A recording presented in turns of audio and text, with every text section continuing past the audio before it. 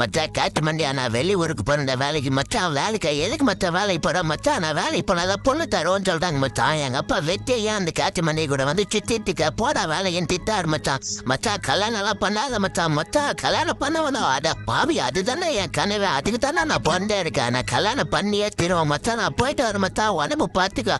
அட பாவி அந்த காட்டு மண்ணை எங்கிட்ட எப்படிலாம் போய் சொல்லிட்டு நடிச்சிட்டு வர வேண்டியதா இருக்கு.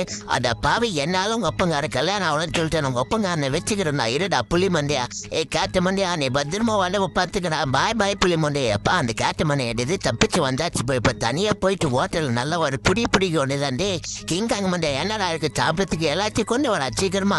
எப்பா ஒரு புடி செம்மையா இருக்குப்பா. செம்ம சேச்சா இருக்குப்பா. பெரிய ஹோட்டல் பெரிய ஹோட்டல் எவ்வளவு பிண்டு 2000 ரூபாய் டே. எங்க ஊர்ல வந்து இதெல்லாம் வந்து பார்த்தோன்னா தரு சாதாரணமா வந்து ஒரு 100 ரூபாய்க்கு கிடைக்கும். 2000 ரூபாய் அவ்வளோலாம் என்கிட்ட காய்ச்சல் ஏறி சம்மாடி அடிக்கிற மாதிரி.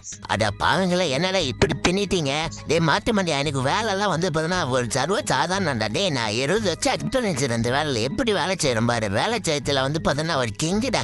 நரிமண்டியா அங்கே பாரு டே என் ஃப்ரெண்டே வந்தாண்டா இவனை விட்டு பெந்தி ஓட்டுனா ரொம்ப கஷ்டமா இருக்குடா. அழாதுடா வந்து பார்த்தோன்னா ஒரு நாள் பெஞ்சித்தான் உன்னை எல்லாரையும். நண்பா எங்கடா இருக்க சீக்கிரமா வாடா. உன்னை பெந்தி என்னால் தனியாக இருக்க முடியலடா. இந்த சேனலை சப்ஸ்கிரைப் பண்ணாதவன் சப்ஸ்கிரைப் பண்ணிட்டு அப்படியே லைக் போட்டுருங்க.